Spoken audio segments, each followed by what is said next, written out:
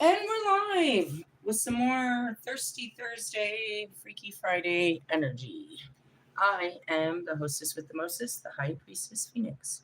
I am your spiritual healer, teacher, shaman, seer, oracle, lightworker, starseed, earth angel, mystic, medium, psychic, witch, yogi, guru, evangelist, North American Sybil. I am your messenger god, first child of God, the Lilith reincarnated.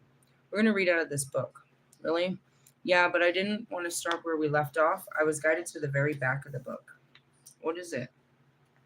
God's laws versus man's laws?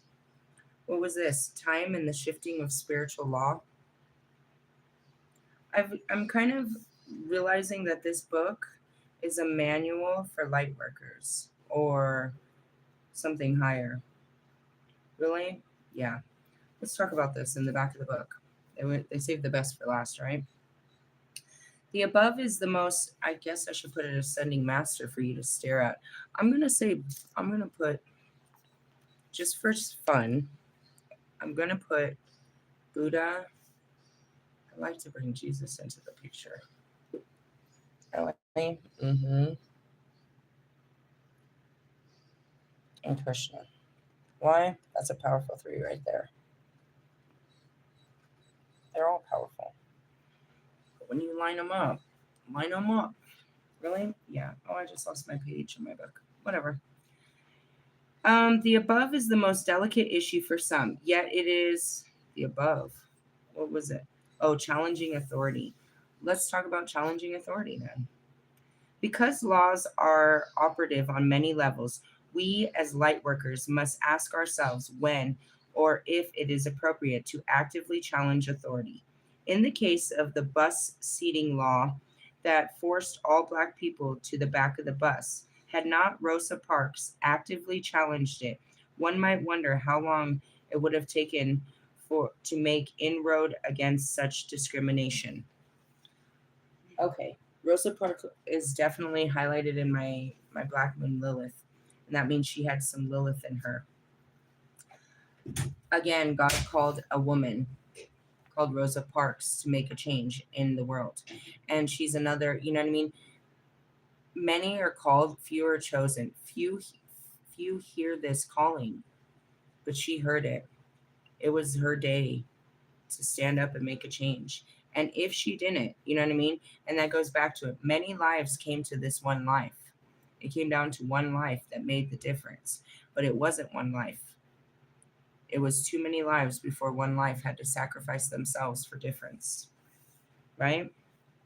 This could not have been an easy decision on her part, as this was the law of the land and violating it was considered a crime. Yet, following her own inner soul attunement and guidance, she took the risk and, in doing so, began a profound change in society. This was discussing the masters the matter of appropriate challenge of authority and said, "This is the most delicate issue, as one could easily end up in jail." That's why a lot of people don't understand it. They have never understood why the Black excellence speaks with me as far as their souls. Martin Luther King, Muhammad Ali, you know what I mean? Kobe, Pac, all of them. Why? Because they had the Lilith in them and they fought for authority. They fought authority for the masses. Really? Mm-hmm. To my amazement, there before me stood beloved Master Jesus. Oh, look, and here's the other one. Or no, it's just the same one, Sanda. And in the most direct yet bemused fashion, he responded by stating, "Yes, this is indeed true. You could also end up crucified." Jesus said it in the Bible. "In my name, you will be persecuted." I just shared this awesome fucking short. It was so funny. It was like Paul to the freaking churches of 2026. He's all slapping them around, acting all crazy. It's like, yeah, he ended up in jail. So did freaking, they all did, bro. Really? The churches fucking crucified them, bro, in the name of God.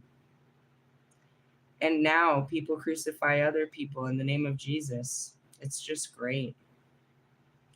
He has vanished within the soft, he then vanished within the soft light from whence he came, and at once understood his message. Have you ever seen Christ?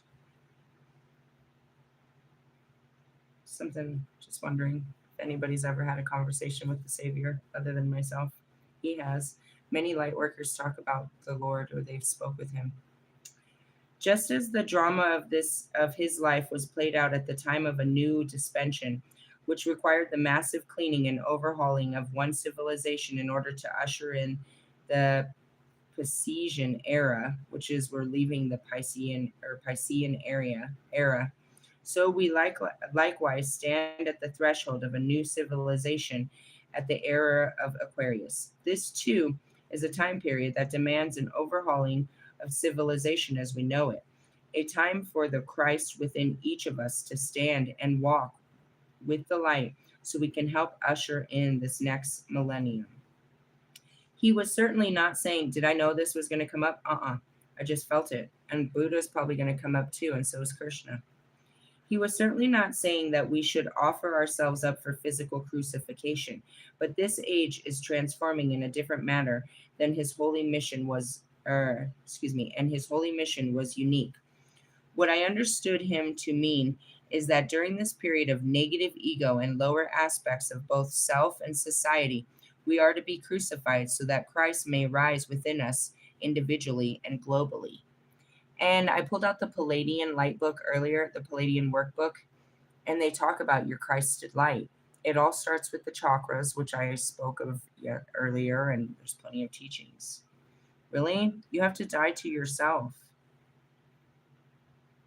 In order to effectuate this transformation, there will be times when our soul or our monads will guide us directly to follow the higher law within us, such is the case with Jesus and on a more earthly level, Rosa Parks. After my situation today, I sat in my car in reflection because anytime I act out, I have to reflect on how I acted. What's done is done. All I can look back at is what could I have done better? And I looked at it and I looked at it and I looked at it and I looked at it. And I couldn't see any wrongdoing in my behavior. And I asked God, I asked Jesus, I asked my spirit guides, and I even asked my case manager, how was a normal, sane person supposed to react in that moment? I was trying to look at myself, my behaviors according to someone else. How would somebody else act? What is the proper response? What is the proper reaction to something like this? And there was no answer from my internal self, from God. There was no persecution to my behavior. And that's something that's hella growth because you walk around thinking you're all healed and then you act a fool and you're like, damn, I thought I had more self-control than that. Really, when you snap off or you do some shit, well, I mean, especially me of the dark, and I'm always forgiving because this is all new to me in the beginning to begin with. Really, I'm not no Shekinah. He's putting me back in the Shekinah. Seriously, baby steps. And it's a lot of self-discipline on my side. So I sat there and I'm like, could I have been better? Did I do something wrong? Did I cut too many edges? Did I talk too deeply? Did I yell? Did I raise my voice? Did I become aggressive? Did I become dominating? Was I bossy? You really just look, and that's what it is. I am so fucking busy evaluating myself that I don't have time to look at you. But when I do, you must understand I'm evaluating you like I am myself. You're just as likely to be put under the microscope. And that's not fair. And I said that in my earlier video. I can't hold you to the standards I hold myself because you don't even know what those standards are. But I do expect that you understand a certain type of truth, honesty, loyalty, and integrity that's required to be in my presence. Really? Moving on. When you do these things, when God asks you to do, when he puts you in these situations, all you can do is do your best and hope that you did well. And there's a lot of times that I look back and I'm like, damn, I could have done that better. I didn't see that in this situation. I didn't. As stated so eloquently in Ecclesiastics, to everything there is a season, and for every time, for every purpose under heaven. And that's what the birds say, to everything turns, turns, turns. There is a season turns. And we say it in the Wiccan world, as the wheel turns. I was guided to make it clear that neither I nor masters are by any means suggesting that we ignore the basic laws of society in which we live. I spoke of that in my earlier video. I go against, you know what I mean? I go against the structures. I don't break the rules. And that's what I was saying. Just because I'm the Lilith doesn't mean you know what I mean? I go out there and I create chaos. I bring balance to the chaos as the, you know what I mean, the dark goddess. I see it for what it is. But no, and I don't just start fights just to, just to pick on people. I don't ever, my peace. Peace, man, peace. Doing all this stuff fucks up your peace. It fucks up your energy. I went through a roller coaster of energy today so badly that I said I was wearing a Sooners shirt, and it's not. It's the fucking Longhorns. And somebody pointed that out. I walked in today and I had this fucking long face, and they're like, "That's not a Sooners shirt." It's like, it took me 2 hours to realize he had heard my video, and that's what he was referring to. I didn't even know what he was talking about because I was still stuck in reflection. I was like, "Oh, you were watching my video." Really? Yeah, that's not what I meant. Anyways, people are always watching. I was guided to make it clear. Yeah, that's what I said earlier. It's like, I got to stand up to authority, but that's for, you know what I mean? I don't just go and, create chaos everywhere I go. It's, I'm placed in chaos and I have to stand up to authority. There's something quite different in what I do versus you guys that are out there just breaking all the rules and all the laws of man and God. Can I say that again? Okay, then. All right. They say to try to live harmonious with the structure of civilization. Always operate from the highest aspect of any given law. They also say, however, that the greatest planetary shift upon us now calls for us to be open to the highest, to the very highest within ourselves.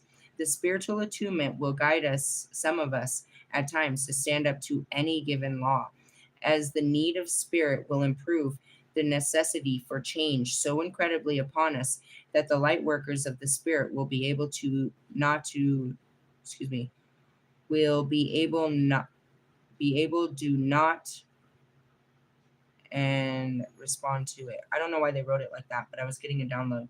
That's what's happening right now. The rise, the civil war that's happening inside of our country. You're rising against our government and their laws, and you could end up in jail or killed. And I talked about this with ICE. You know what I mean? They broke our laws and now they're here. And according to the, you know what I mean, our laws, they must be removed. And they're doing it very inhumanely. And people aren't allowing it. They're going against the law in the name of, preservation and civil rights. And that's what's happening here. Really? Mm-hmm. Time in the shifting. As a leader, I'm not allowed to pick sides. And you must understand, I am not for this man. Oh man, you can't possibly understand how much I despise this man in my flesh. My flesh is not allowed to have a feeling about it. I'm allowed to have feelings, but I have to have respect for God's purpose and God's plan. And God showed me the purpose and plan for President Trump a long time ago. I came back from the South telling people to respect because that's where I was given the visions, but it wasn't from the people, the place, or the things that made me, you know what I mean, a fucking Trump supporter. It was those people that I respected more than the idea of what I thought Trump stood for and anybody that believed in him. I realized what it really meant, why these people are more or less forced to be Republican no matter what, is what I realized by living down there. They don't all follow that. And just like that, people are forced to be Democrat. And then there's a forced separation between people. I'm not for any of the shit he's doing, but God said he was going to use this man to destroy everything that is, and we will create it new. So I sit back and I watch him destroy everything, just like you. I just don't get up. I just don't get in it. Why? Because God said he was going to do it. What the fuck am I going to do to stop it? And why would I throw people in the way of it when this is God's plan?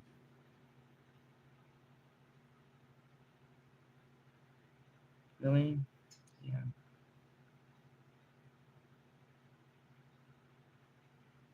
So I felt that. I felt a heaviness in my belly. Time and the shifting of spiritual law. That's where I was going to start. The above is the most delicate issue for some, yet it must be diligently explored. Certain laws were given forth from spirit or God, if you will, and certain time in history will help propel the people or our former incarnated selves forward upon the path that leads towards initiation and ascension. And that's why I have those particular people. Why? Because my spirit guided them when they were incarnated, and now it's a return of life. Really? They walked through this. I spoke to them. My spirit spoke to them. The voice of God, whatever, the voice of Lilith spoke to them to stand up. So now, while I'm doing my work to stand up, they speak to me about what it was like when they stood up. They remind me. What? It's always about a remembrance here, guys. We're here to remember, to become whole again. The most fucked part about this is the amnesia you get when you're reborn. You have no memory of your past life. You have to start all over again. You have to reclaim yourself all over again. Really? That's so unfair. Anyways, moving forwards. For let's see. For the former incarnated selves. Forward upon that, yeah. These laws were brought forth through the hierarchy of the day and were the highest expression of God's will for humanity at the time. And that's what you don't understand. They fought for these laws. People died for these laws. And now we're going to come in as the new generation and we're being called to break them. This is a very delicate matter.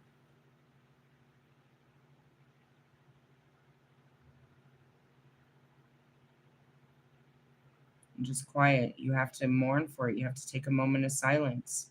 Our ancestors built things for us that they thought were going to protect us and would be good for us. And it's those very laws that are used against us, that are harming us. Really? But it's not just ours, it's other countries too. We're not the only one that's at war with our government, if you haven't noticed. It's an age of it. Really? The Dark Ages. Ultimately, we built up high walls. Call it temples. We built temples all around this world of our own making. And Jesus is going to pull down the temples, bro. The judgment. Because in each of those temples, they're built on the persecution of God's people. Another race, sex, religion, anything, dude. Those laws supposedly were meant to protect us from the outside, but in doing so, persecuted everyone outside of us and even those that come inside. And that's the truth. That's a true saying to every country. There's too much hatred. Why do the French hate the Americans? Duh. Why do the Japanese hate the Americans? Duh. Why do the Americans hate the duh? We know why. We know why. We know why. We know the why. Don't ask the why. The question is, when will we stop? How long will you hold on to the past? How long will you be unforgiving to races? We're not those same people. These are not those same people. You want to hang generations for old generations' doings. It goes back to black people. Black people want to persecute white people for what the white people did to their old generations. You know what I mean? Fucking old white people think that black people still have no fucking value. How long are you guys going to live in the old ways?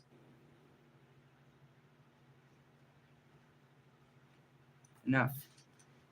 That these laws were brought forth by God and his messengers, otherwise known as disciples. And that goes back to the Bible. I had to break that law, dude. According to all of my fucking Christian teachings, I was not allowed to get divorced. Yet it was the Spirit of God inside of me telling me to be brave and do this, to break this very law. The same thing with telling me to give up Christmas and quite a few other things that make no fucking sense, that are laws of man that everybody must partake in, like Valentine's Day. Don't forget to hide the Easter eggs and lie to your children about a fucking wish granter named Santa Claus. God said no. I'm sorry you don't hear that fucking spirit. Come here. I'll tell you everything he says.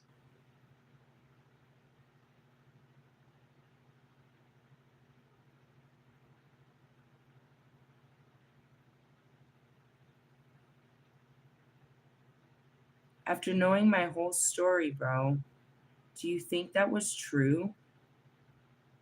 Do you believe that it was that it was by the law of Moses, Abraham, whoever, Muhammad wrote this motherfucking book? Jesus said that I was never supposed to leave that man forever and ever and ever, that I had made a choice that I could never take back, that I should never be forgiven for this choice.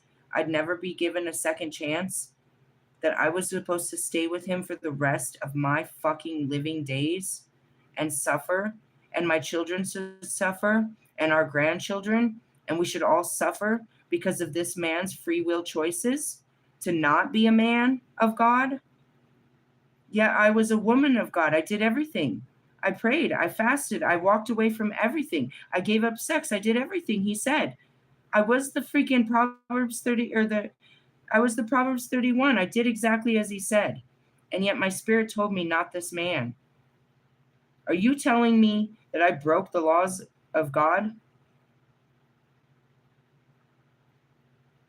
because I went against your Bible?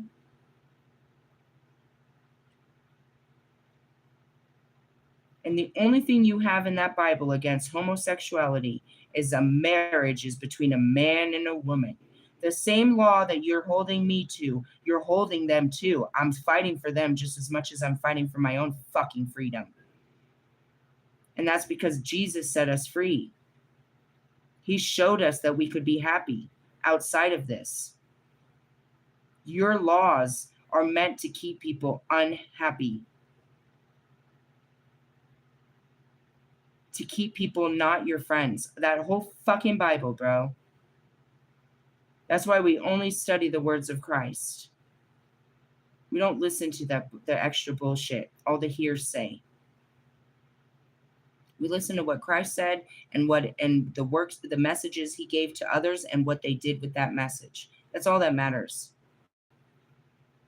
Why? Because he's giving us messages and they'll tell stories about what we did with those messages. We are the next prophets. The books are about us. Those of us that hear you know what I mean? That hear the callings and walk in them, against man, against religion, against politics, against what's wrong. Hi, my name is Lilith. I'm in that book, Genesis, the first chapter, verse 26 and 27. God made me and Adam. Eve didn't come till the second chapter. They erased me like quite a few other things in that book. And they put all these laws and they created something called the devil. Something for you to fear above God. Something that has power over you. Shut up. Sorry. Moving on.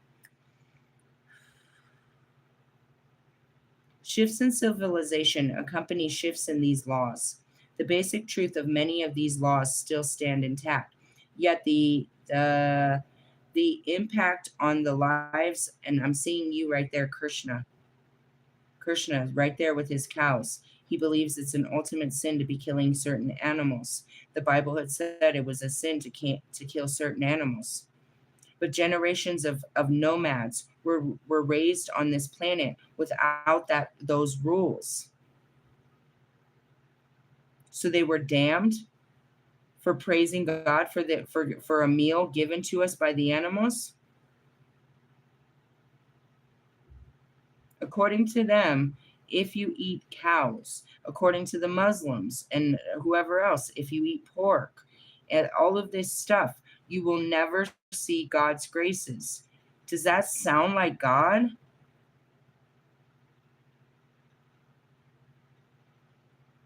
You're telling me every time I had a fucking pulled pork sandwich, a fucking ham sandwich, a fucking hot dog. I mean, come on, bro. Everything I do, I'm damned to hell? No. You just want us to follow your fucking regiment and eat off your menu and fucking live like you, bro.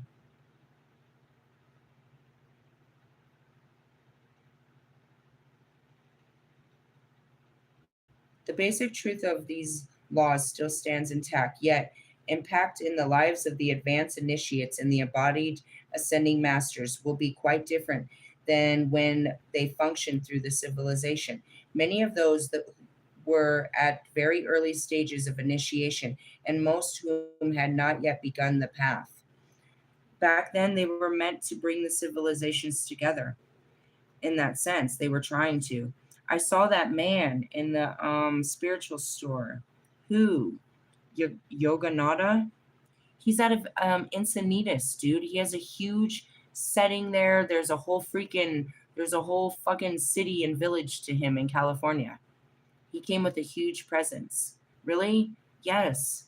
That ascending master that came to us last, Yoganada? Swear. He made a huge presence, a huge impact, a huge footprint. And he still has a very expensive kingdom. I was like, I bet that costs a lot to attend there.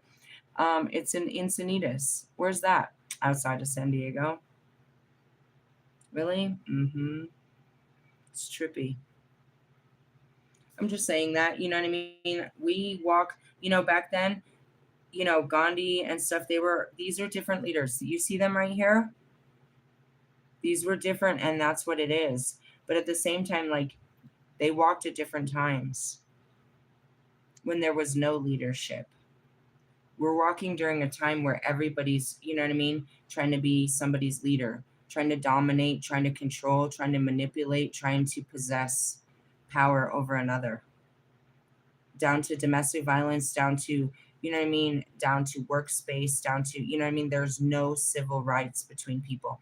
The lines are blurred. There's these crazy things called, roles that you play, relationships that are taken advantage of, and people don't have any.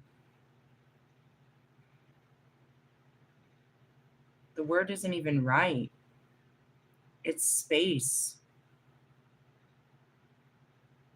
The word is space.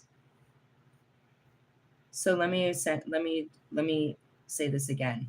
The ascending masters will be quite different than when they function through the civilization. Many of those were very early stages of incarnation. And really, God brought the inglorious bastards. He brought the darkness to life here. He brought us to work with the ascending masters. We're carrying their light. Really? I told you, he gave us a gun and didn't even teach us how to use it, which was what? Nothing more than freaking made us light workers. Really? Yeah. It's like Jumanji. You like fell into a game and you're like, what the fuck am I? I'm not even, what the fuck am I here doing? I'm saving people? This is a fucking joke. I've been persecuting people and damning people since like the beginning of existence. I'm here saving them? Really? Yeah, something like that. Why? Well, because we didn't have a problem with authority to begin with. You always did. Today, most of us, indeed, all of us, are advanced light workers, have a commandment, thou shalt not kill, resonating at the core of our being. The people of the period when the commandment was given needed to be told directly that killing was not okay. Even today, there are unfortunately many among us who need direct orders from God Himself not to kill. Really? And so, and so, for these slumbering masses, the law must yet be laid from without. To those of us who have been seen as clear light of initiation, the law is part and parcel to our very selves. What is about what about self-defense in war? I've gotten into this a million times. I'm going to tell you how they say it. I use again the example of the Nazi regime to make a point. If pure evil is running amok and striving to make our over our planet, It is not our spiritual duty to stand up. Is it not our spiritual duty to stand up against it? Many beings of light were specifically guided to put themselves in the war and other wars in order to help make the earth a place reflective of pure love and goodness of God. In this case, the choice to fight a righteous battle for the greater good of the whole was indeed the higher choice. Those who were guided by their soul to refrain from fighting the outer battle of the war form and still do the ranks of the conscientious objector. Really? That's where it is. I went from being the battle hawk to being outside. Really? And that's what it is. I used to. I'm the war goddess, but not in this. That's what I told myself, Royce, and Logic. Not this life. No, we don't choose sides. We're not part of the slaughterhouse. If their motives were or are indeed pure and do not stem from negative ego, then they are not likewise endangered in the battle for the good. The difference between them and those actively engaged in physical battle is that theirs comes from a spiritual battle and their work more on a subtle levels, resonating frequency of love and brotherhood. Each law and each individual's response to the law is a specific and unique case. And that's where it is. Some people are called out to the field to fight this. And that's what I said. I'm not this time. That's what it is. I could, as you know what I mean, as the rebellion, but we're moving in the spirit. And I was about to say in silence. Really? Yeah. And what are we win with that? Truthfully, it's love and light. But it's not being soft and squishy. This is God's love, which is truth, and the truth fucking hurts. And the light is ever blinding. We carry the ultimate truth and the ultimate light that cuts through all darkness. Really? That's why our lives can't be out there like that. We're not, there's no life lost. Every life has purpose and meaning. Realistically, oh yeah, everyone that's called to be a soldier, they're called at young ages. They're called, this is their life, you know what I mean? Their life number, their whatever. We've been so many things in life. Really? Oh man. That is why I say, along with the beloved Master Jesus, judge not, lest ye be judged. It is only God and the masters who know the true heart of man, and it is that discernment alone that I leave the actions or non-actions of everyone. All I ask is that as light workers, we weigh our decisions by the light of the Most High, and we see what is needed in honor. Then we have the courage to follow that need, and I'm getting it downloaded, and the dedicates of our own souls and spirit. It is thus that the lesser law will yield to the greater, and the higher law of the new millennium will come to pass. That's where it really is. You don't understand. God uses his own people as judgment, and he allows, but he, you know what I mean? I shared that too. That was the other short. It's like, anything that's done to you was orchestrated by God. And why you think it was done to you, it was done for you. Only after you learn how to alchemize pain and experiences do you understand how this was a powerful experience that changed you for the good, not the bad. Right now, it's just all bad for you. Really? Everything is without God. Everything feels terrible. Everything is scary. Nothing feels good without God. There's not really any good feeling. You don't have any peace. You don't have any joy. You don't have any love. You don't have any, it's all, you're looking for those things, but it's a connection. Without God, you can't really truly feel those things. You can't feel special. Just special. The relationship that you have with God, some people find it through Jesus or whoever they're, Buddha. That is, and that's where it's like, who's your master? You mean like the ascending masters, like, like Christ? These are the ascending masters. These are man's masters that help them connect to God. They connect to God through them. I'm your goddess, but I will not allow such things.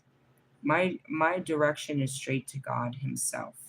You don't have to go through me. I just teach you how to go through you to get to him. And that's why, you know what I mean, just like them, the masses will come because they know of my connection and they want to be close to the connection. But that's disrespectful to what I'm actually offering here. I'm not here like Sangaru to, you know what I mean, or the Pope to praise my connection to God. I'm sitting here thoroughly every single day using that connection to get you connected, to show you that God is real and how he's talking to you and what he's trying to get across to you every single day. And I show you the methods in which he talks to me, and I tell you which messengers he sends to me to deliver messages, like these guys. Do I sit with Jesus? No, Jesus will still, you know what I mean? That's it too. If I have a choice, I'll choose to sit with Pac. I sit with my dark angels. I sit with my spirit guides. If I have a choice of what company to keep, but that's not it. I stay in, you know what I mean, the company of all things. So that's where it is. Your spirit is going to guide you against everything. And I told you that from the beginning. You're going to go against your family. You're going to go against your friends. You're going to go against things. And I'm here to tell you that this is the right way. This is the way it's done. Leave that's no longer serving you. Stop using these words like, you know, loyalty or, you know, I can't forsake this. You're not forsaking anyone. You owe them nothing. You believe that you do. I was thinking about that again. Marshall Mathers. He believes that Dre made him. I go back to Pac. You know, I'm always with Pac right there. Pac didn't need a Dre beat to make it big. And if you keep telling yourself that, then you're powerless, bro.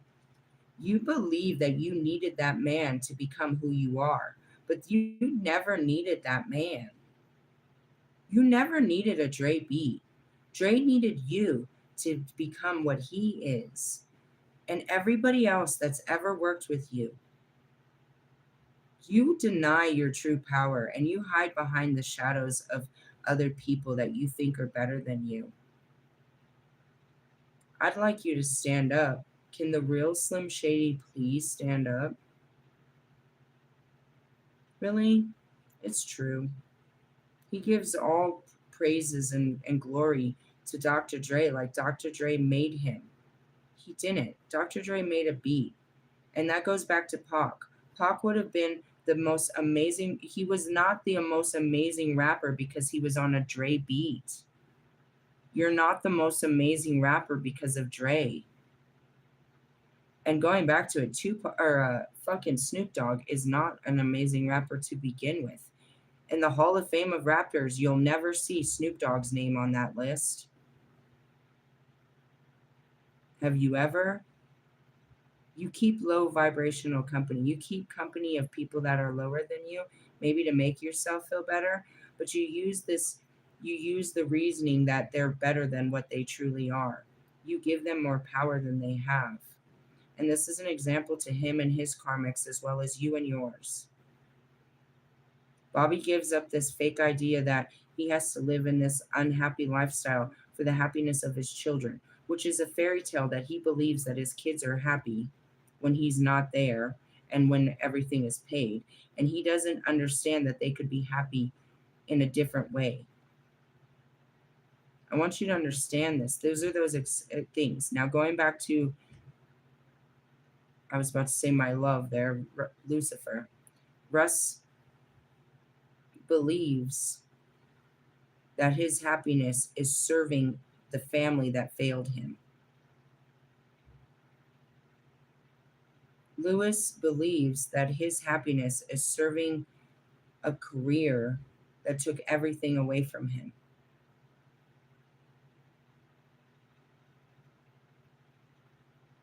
What would they say if you walked away and chose yourself? You call this selfishness. The Lord calls that self love. To love someone else more than yourself is to give more power to them than to God, because God, you make them your God.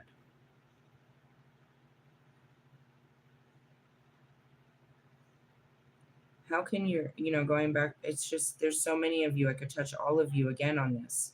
It's like, how can your children be happy if they don't know what happiness is when you've never shown them?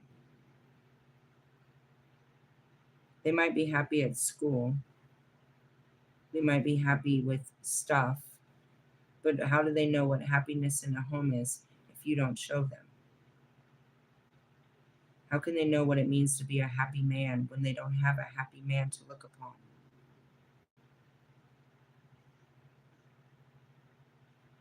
Lots of things. And that really goes back to each of you. When God calls you, when Gabriel calls you, when your spirit wakes up, it's going to call you away from everything you know. And everybody's going to turn on you because you're breaking rules. You're doing things that you shouldn't be doing. You shouldn't be dropping out of school. You shouldn't be breaking up with you shouldn't be getting divorced. You shouldn't be, leaving your business. You shouldn't be closing down things. You shouldn't be doing this. According to them, that's not what your spirit told you. And that's where, a lot of this is very difficult. They call it the ego death. We're going to experience one come tomorrow. I felt like I already went through one, a real bad one today. Maybe I missed yesterday's and it came late.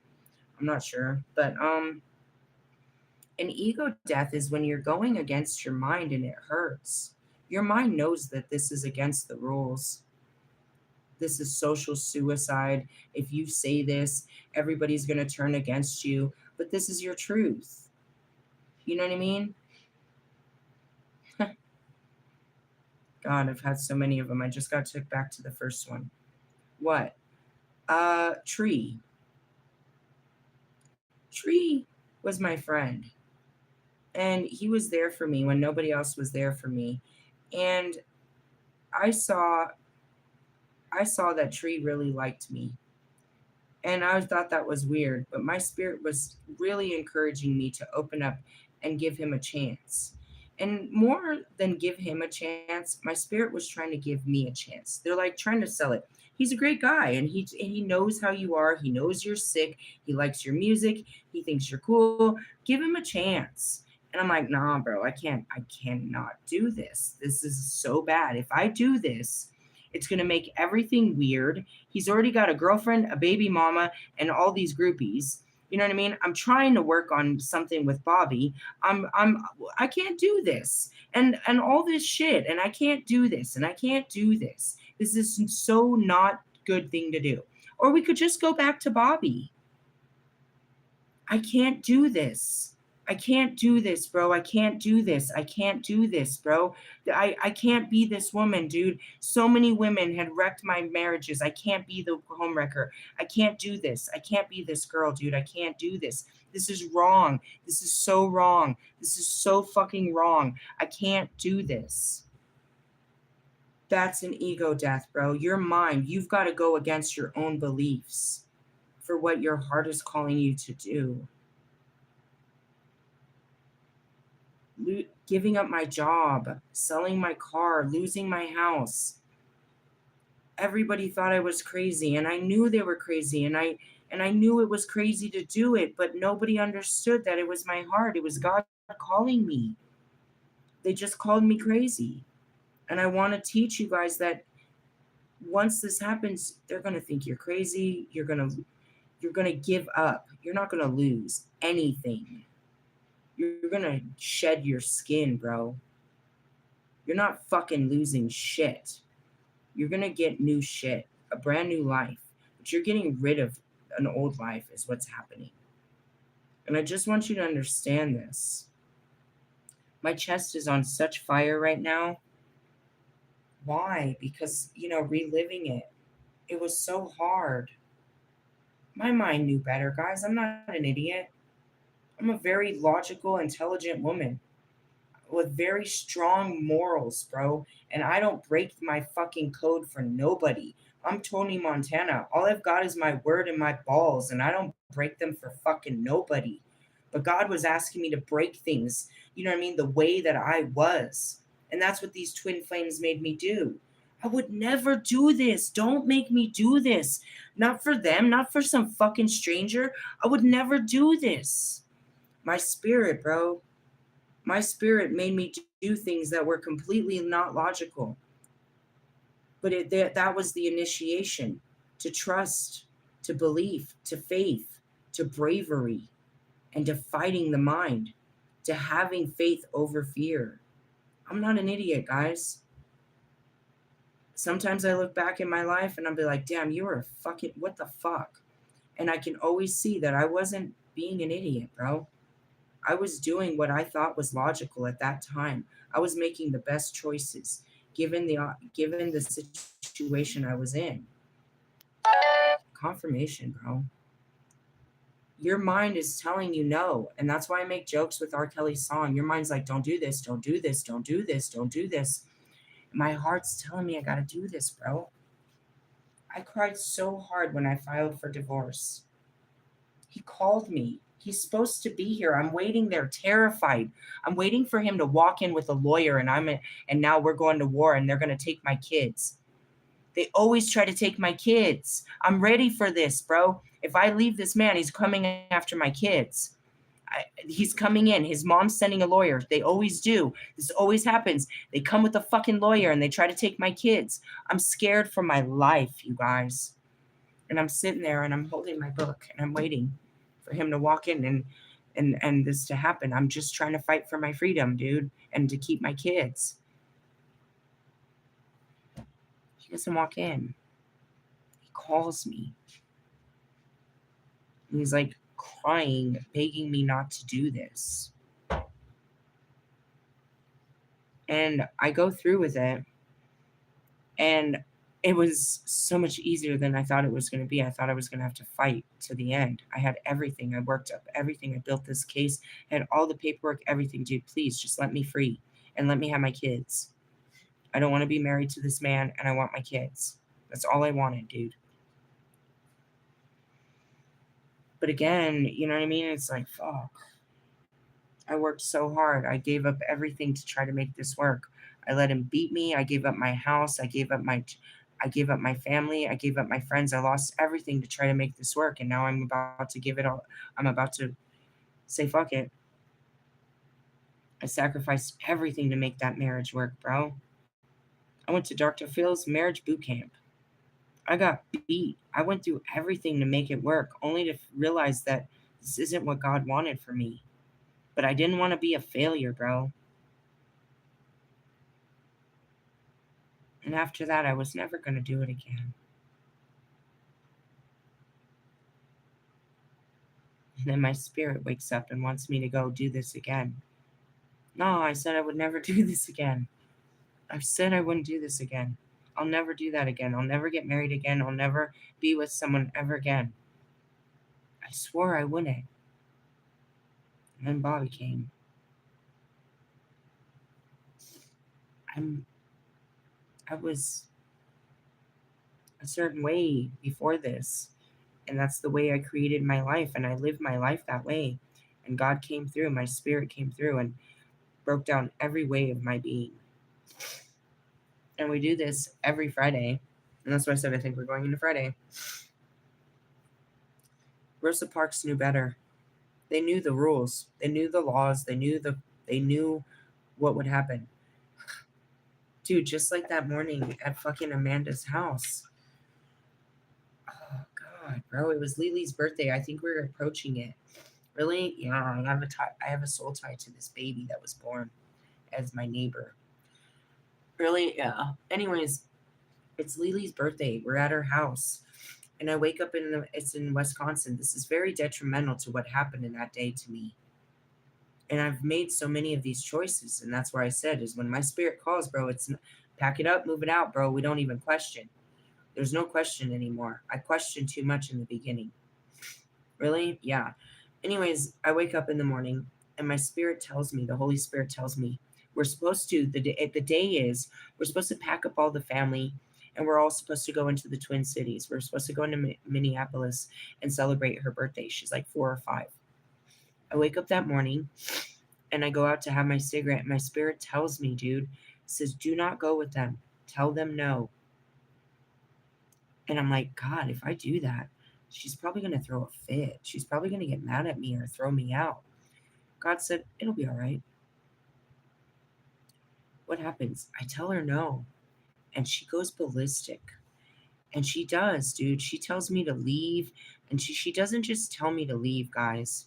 She humiliates me. She talks down to me. She tells me how she brings up the past of how she never liked me as a neighbor, and that's why none of the neighbors ever liked me. She showed her true colors at me, which means she was being fake the whole time I was in her house. She was pretending like she was my friend. And she was so mean about everything, even down to guilt tripping me about my dog. You don't even have a place to take her. You should have left her here. You seen that she had a big yard and she made a dog friend, and you're such a shit person. She talks so terribly to me, and she's sitting there screaming at me while we're packing up our stuff. Like we're in a room and I'm just trying to pack it, and she's at the door yelling at me and calling me all kinds of terrible names. And all because I said I didn't want to go with them into town. And God told me to tell him that. I was sure this wasn't going to be good, but he told me to, and it ended up in all hell broke loose. But as I left there and I was so upset, I kept telling my kids, thank God that this happened now when I had a couple dollars. I did. I didn't learn to bum gas until like the end of my trip. I wasted every dollar I ever had on gas. I never learned until I literally had no more money to put in gas. And then I started having to ask people. And it was so easy. I never asked for help until I literally needed it. I just want to point that out. So when I left there, I had a little bit of cash. Really, Mr. Plum sent me with cash. He got me out of there. No, it was the church. The church gave me money. And I went up to their house and I didn't blow no money. I didn't have no money to spend. There was nothing to buy. So I still had money, but I was running out. I went up there. I think they gave me like $400. Really? They filled up, Mr. Plum filled up my tank, and then I filled up the tank a couple more times to get up there. I bought some cigarettes along the way. Nothing big. Really? That's it. I'm so fucking cost effective, bro. I don't spend money. I really don't. Anyways, in that sense, I had some money. So I was like, thank God. Thank God this happened when I had money to get us out of here. What if she would have thrown us out when I had no money? She was going to throw me out anytime I stood up to her and said no. All I said is we didn't want to go with her. And actually, when my daughter woke up, she didn't feel good. She physically didn't feel good, meaning her spirit was telling her not to go too. Oh, yeah. God will tell you, bro, or he'll just, you know what I mean? It's harsh. It's like this goes against everything. That was even, you know what I mean? I promise you. I'm sitting in my car. I just got a job. I went one day. The very next day, I'm getting ready to go. And I've got Muhammad Ali, I've got Kobe, and I got fucking Pac trying to talk me down because I'm crying because they're telling me to give up this job. I can't do that, dude. I can't do that. I just got it. I need this. And I can't just no show, no call. Oh man, I couldn't break it. It was so hard. I made videos about it. So many things that I couldn't go against my own moral code, my own belief, the way I lived. Really? And by doing that, you're literally going against everyone else because people made you live this way. You're living by other people's rules that you made up as your own. Yeah? Yeah. I had to take a minute and take a breath.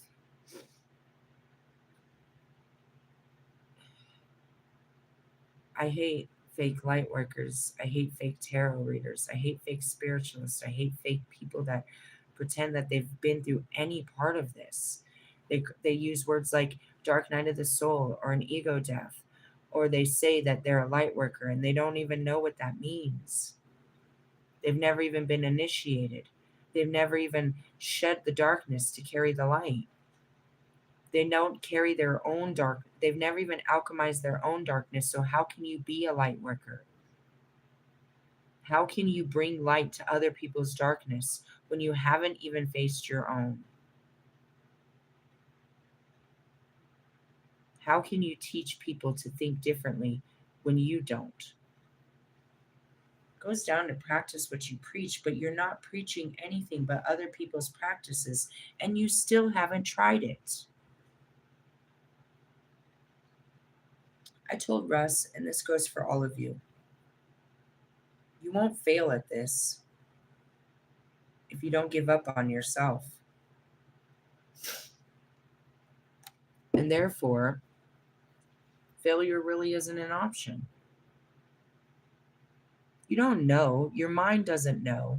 You start listening to your inner guidance, and that's how you become as powerful as I am. My mind is always against what my spirit is telling. Not always. I've learned to condition the mind to trust the spirit, but it still rises up, and that goes back to today. Where was your spirit? It was right in my body. It was pushed out of my body by this experience, and all I was left with was my feelings about what was happening, and I was trying my best to contain myself. In reality, I'm not a fucking, and that goes back to it. It's like, we're not real light workers that are out here in the shadows, bro. We're not hidden in temples, protected with a covering of God, where nothing bad will ever find us. We are out there in the bad, attracting bad, alchemizing bad, what you think is bad, which is just darkness.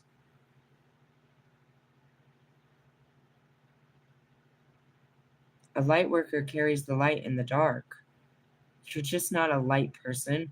You've got to be able to be light for the darkness. It's the whole point of having a light. And that came back yesterday in our Beacon of Light teaching from Metatron. Your spirit's going to ask you to break the rules, your own. And that's what I said. My twin flames pushed me to go places that I would never go, to say things and do things that I was too afraid or just wouldn't do. My flesh would never do such things. And I thank them for that.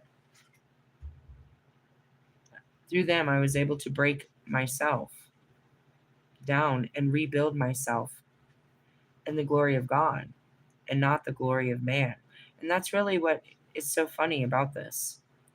Is the big, bad, beautiful bitch that I am, I was a bad dude. I was built in a mentality. A beautiful woman with a mentality. And that's why I'm here for the divine feminine awakening in man.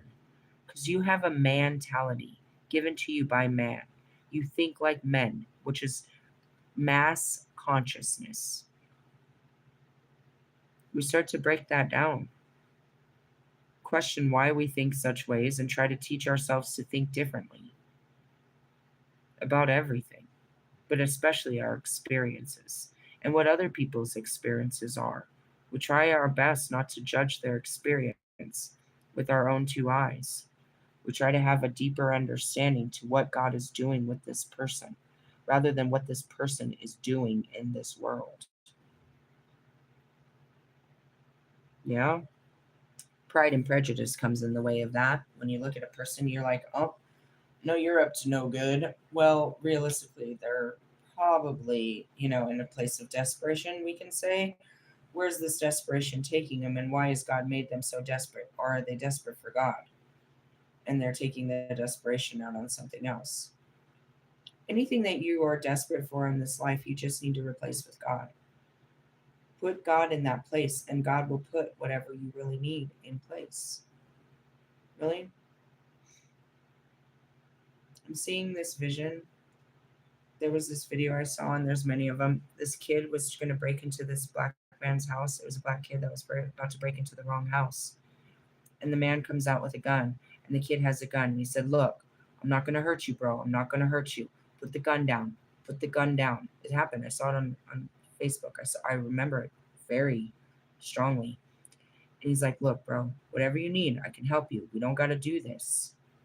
I'm not going to, let me help you. And so the kid puts down the gun, and the guy puts down the gun, and he helps the kid. The kid is just desperate. He doesn't want to take a life. He's just desperate. He was told that he needs a gun to do what he's about to do. He's not trying to hurt someone. He's trying to get something from this house. What does he need from the house? Does he have to hurt someone? Why is he doing this? Because he was told this is what he needs to do to protect himself when he goes into the house. He's not going into the house to kill somebody. He's going into the house to meet his needs because he can't meet them at home. This is what you call a criminal. These are the people that the church kicked out and that Jesus made friends of. Taxpayers, drunks, all of that. These are the people that I'm trying to help, bro. Desperate people that are doing what you call evil acts. They're not evil. They're desperate, bro. And that's just as bad as much as I can't stand Lewis right now, he's just desperate. Russ, desperate. Bobby, desperate. Marshall, desperate. I don't hate you. I pity you beyond any man's knowing. I know what's driving you to do these things. You're desperate. Just as a girl who gives her body for love. We're just desperate.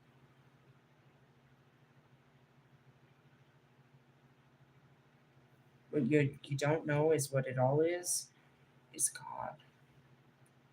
You just need God. I know that sounds so bullshit, but it is. If every time you start panicking, you turn to God and start praying and start listening to your heart, you'll find peace. When you start asking God, what am I going to do? He'll start giving you answers. Instead of running outside trying to find the answers, instead of running outside and trying to get justice, instead of running outside of yourself, run deep inside of yourself. His love is ever flowing. He's ever resourceful. You don't have to find the resources. Go to the creator of all things. Find your rest in him before you get arrested. And as I said that, I heard arrested development, everyday people. We have to go against the structures, and that's what I mean. Is I'm not breaking the laws, and I don't want to end up in jail. But I do get seriously persecuted for what I am doing in this life, to where I'm actually killed for it. It's in the books. I believe in the promise that I too am resurrected. If you don't, that's fine. I've resurrected people myself in other lives. I know it can be done. Forget you. I do believe in the resurrection of Christ, as well as my own resurrection granted to me as foretold. I will die for this. For what? For the freedom of mankind. For going against man to free man. The freemen is what I heard, the Freemasons. Really? Abraham Lincoln went against his own men to free men. Moses went against his own men to free men. Strangers, in essence. We're called to fight for something bigger than ourselves. Really? Yeah. We have to sacrifice ourselves for others. It's the ultimate. The ultimate sacrifice is that may my life be a sacrifice to the divine. May my life be, a tool of God. May it be used in his kingdom and with his purpose. For his people. Really? I'm not so noble about it as Jesus. He was very noble. They were all noble about it. But I understand. And that's all you can have, is understanding and go through it. Really? Yeah. I didn't understand why God, in the beginning, why he was making me record what I didn't know was called shadow work. I didn't understand why he wanted me to leave my house. I didn't understand why he wanted me even to give up my second car. Oh, it made sense later. It all made sense later. I didn't have room for a second car. What was I going to do with a second car when I was about to lose my house? Really? It was obedience. Why did you give up? He told me to give it up to a girl who had just got out of homelessness, who was trying to start her music career. Guess who that girl was one day? Me. I had gotten out of homelessness once, and I was starting a music career. She didn't have transportation to go to shows. Anybody that's an artist, that's all you want to do is perform live. God told me to give it to her for whatever she had in her pocket. All she had was $400. He took me to Manitou Springs, and with that $400, I bought all of my first teaching tools of spirituality. I that car, which was my first bought car off the lot, my $11,000 car, which still had so much life, and you could get a dude $20, you can go 500 miles on that bitch. I gave to her in the name of God. She turned around and shit and spit in my face after it was done, but I did the right thing. Really? Yeah. It was a long story. I told her I would do this, but all I wanted in return was to collaborate on a song. The song ended up being trashy, and I said I wanted to fix it and all of this, and she was like, she thought that was disrespectful of me, and was disrespectful back. Really? Yeah, I don't exactly remember. It's in the videos. We can relive that when we get back to it. But that's what God told me to do. There was a lot of people that were angry that I didn't make a profit out of this, and I didn't sell my car for more, or I didn't give it to a family member, or I didn't do, something better with it. I didn't want to give it up to begin with, bastards. It was mine. It was my first car. I worked hard for this. It still ran fine. The only reason I changed cars is because I got all that COVID money, and I had to do the right thing with the COVID money. Right? I was an independent contractor, so I got COVID money for my fucking business, and I put it back in my business, which was buy a new car. I loved my car. I really did. We took that thing fucking all over the fucking place. I love that thing. But that's what he asked me to do. All kinds of sacrifices along the way. Amelia was there. The kids, we got an air fryer. And this was a big deal for the kids because they like their fucking box foods. And I'm going to pack, we have it in the hotel, but now it's time to leave, and I don't have any room in my trunk. And I'm sitting there, and my spirit's like, get rid of the suitcase. Just take the stuff out of the suitcase, and you'll have more room. And I'm looking at it, I'm like, but this was my mom's suitcase. Get rid of it so you have more room. I can't get rid of my mom's suitcase. It's all I have left of my mom. Please don't make me get rid of my suitcase. And I turn to my daughter and I'm crying. And she says to me, does your mom live in the suitcase? I don't know if she was being sarcastic or funny, but it was just what I needed to hear. It's like, my mom is dead. In essence, her spirit lives in my dog. It's not in this suitcase. I left the suitcase, but I cried the whole time. I wanted to go back and get it. Why? Because it was my mom's suitcase. Whenever she would travel, she had that stupid suitcase. It was a memory of my mom. And somehow I had such an emotional attachment, like she lived in it. Like I lost my mom if I lost this suitcase. Really? Same thing with my blanket.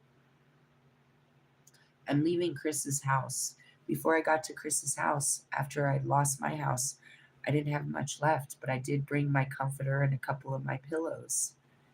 And I'm at Chris's house. And now we're getting kicked out of Chris's house, and I got to move back into my, into my car. I got to pack up my car, and I can't. All I really want to take is that bed. I was like, just take the car. I'll just put wheels on the bed. Really, I love that bed. Anyways, and the spirit's like, get rid of the blanket. And I had already been given a queen blanket, a big, beautiful white one with, a whole set for this new bed. And I'm like, I can't get rid of this blanket. It's like, look, you have this beautiful fucking king size comforter and all of these pillows. Get rid of the blanket. And I'm crying. This is all I have left from my house. Please don't make me get rid of my blanket. I made a video right after of how silly I know it looked, but people don't understand. And so when someone like Wolfman comes in and makes jokes, makes it sound funny, oh, if you want to give up all your material belongings and live in scraps and go to the highest mountain and praise God, then go right ahead. Bro, you have no idea how disrespectful that is to what I have gone through. Really? I mean, all the time. I have a couple of things and I'm always afraid he's going to make me give it up. I have my Tommy Hilfiger dress that I really loved a whole bunch. I can't remember where I wore it. I'm always afraid he's going to make me give up that dress and just other things. I only have so many, like, there's little to nothing left. And he always wants me to give it up. It sucks. But you do have to do it. And I yell at you and scream at you because I had to. Why do you think he's did it to me? In the beginning, I told people I didn't think he was going to do this to other people, that this was just the way of the high priestess. But I've seen this is literally the way. That's how the prophets did it. That's how everyone did it. Hold on, I need some tissue. And ego death really means it hurts. It hurts your mind, and it hurts all layers of your being because of it stems from your mind. You believe that this was the only way to live. You believe that this was this and this was that, and God wants you to believe something else and forget that way. And that's really hard to do. And that's what got me here. Really going against my knowing is what got me here. And that's how I keep going. Really. And just when I think that, and that's what I asked Kobe one day, when will we end? He's never, we're, as I told the man the other day, why does God wake us up? Because he has great works for us. When there's no more work for us to do, then we don't need to wake up in the morning. He's got a great plan for you tomorrow. He really wants to teach you some amazing things. He wants to show you things. He wants to reveal to you himself through you. And he's going to keep trying that until either your body can't take it anymore or he just says that's enough. But that's what it is. And so when I asked Kobe, when am I going to stop, doing all these ego deaths and awakenings? I said, talking to a small child, the work is never done until we're done. And then we go home. We go home when the work is done and not anytime sooner. Really? Yeah. And that's about getting better. Every day, God gives us a chance to be better by looking at ourselves and where we could be better. He shows us every day how to be better, how to better ourselves and make a better world. And that's what we're here for. Only when we've completed ourselves and what we came here to do are we done. We're not done till then. And that's why it's a mortal sin to take your life, because it was a blessing to have it.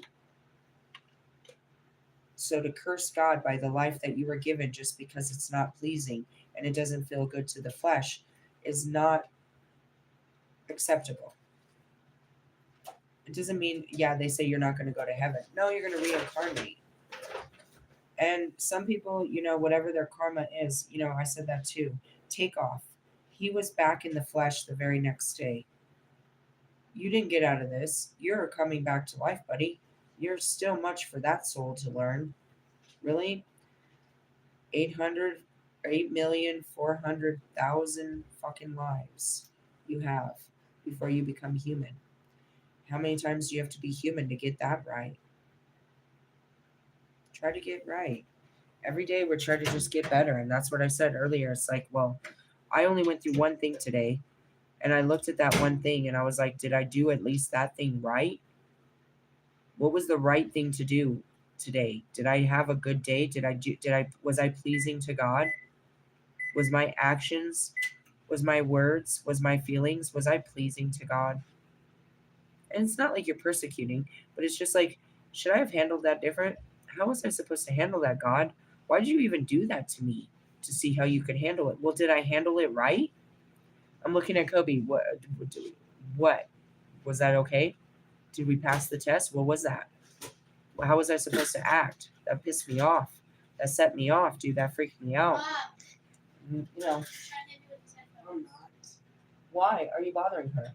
I'm not bothering her. Don't. Okay, thank you. I just want you to know that as a leader, you lead by example. And it doesn't mean we were born leaders. It means that we learn how to lead. And most of us leaders obviously have great leaders leading us. And that's what it is. I'm only as good as my teachers. And my teachers are so good they won't let me be bad. Really? But ultimately it's a regeneration, you know? They're called ascending masters because they mastered this life and they ascended to the kingdom of God by their service to mankind. They fulfilled their purpose and they ascended. That's what that means. And so I have done it before as the Kuan Yin, and I have done it as the Isis. I'm here now as the Lilith to ascend in my lowest form and to bring all of my lower vibrational, past lives, clean up my karma and all of those ties with me. Really, to take all my dark to the light as I do that for mankind. All of my dark is mostly the darkness of mankind. So, no, I have a heavy purpose here. I don't know where we were. Sometimes it manifests in reverse, where the souls of the parent. Oh, here we go. Something about Jesus. I'm going to stop here on page 277 because it starts right here. If the respect you give your earthly father and mother is answered with disrespect to you whose life is devoted to the journey of the spirit, what then can you do but to stay in integrity with self and continue towards the beckoning spiritual heights? The ideal would be if parents would likewise honor the souls who came into the world through their vehicles to fulfill a specific mission. I don't want to get into this, not right now. Why? Because it really, that's what I mean is you're his chicken's making me hungry. Fuck. You hold yourself to such a high standard, but you don't hold anybody else to that standard. Really? Yeah. As far as that, you know what I mean? It's like you're supposed to treat your parents with the utmost respect, but they do not respect you. You give all this praise and authority and reverence, and I was about to say you're real passive to people that don't deserve it by nothing more than the roles. Oh, respect your auntie. Don't treat your brother like that. Don't, no. And that really goes down to karmic family. These people are the reason of a lot of your pain and suffering. And yet society tells you that you're supposed to stay loving to them. Like people go back at Thanksgiving. You're giving thanks for the people that keep hurting you. Their actions haven't changed. You come back every year and they re-victimize you. And you're supposed to take this in the name of what? Really? Mm-mm. We'll turn to this book another time. Really? I'm going to leave on that note. I got blasted with shadow work, and it wasn't shadow work. It's just reliving, you know what I mean? Reliving what I've already been through. And that's, I guess, shadow work, I guess. It was hard to do what I did. I knew that people were making fun of me. I could literally hear their thoughts. They weren't just making fun of me. They were showing their friends. They were, you know what I mean? The whole studio, everybody that knew me. I went, I did this publicly. I didn't do it quietly. I did it on my Facebook. I did it on my Instagram in the middle of my music career. I went cuckoo for God, bro. And people, my daughter, my dad, everybody, they assumed that I was on drugs, that I was, you know what I mean? They just assumed it was drugs, to be honest. Most people just thought I was on drugs. They thought that I was losing everything because I had a secret drug addiction. But I was recording what I was doing. I didn't lose anything. I gave it all up. I didn't do anything immoral. If anything, I had to beg. That's the thing that made me feel immoral. I had to ask. Nothing worse than that. And all my pride to have to ask for a handout, that fucking felt immoral to me. As far as the shit with Bobby, bro, I told myself that's what I meant. I let my mind get the best of it and I ran from him because I knew this was wrong. For how long? At least a year. I mean, I gave into it after a couple months and I regretted it and I persecuted myself and I hated myself and I never wanted to talk to him or see him again. I blamed him, me, God, everyone for even being part of that. I was so upset that any part of it had happened. And I didn't want to be part of that. I knew this was just completely wrong until I finally realized that it's beyond my mind's knowing and it's my heart's desire and God. And that's what I said to him. I asked him straight up, did God persecute you for what you did?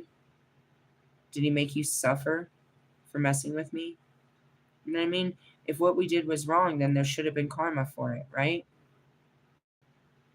And that's where I came to the point and I was like, I know I've done nothing wrong, but honor my heart. And I'm willing to stand up to your wife and tell her and tell the whole world.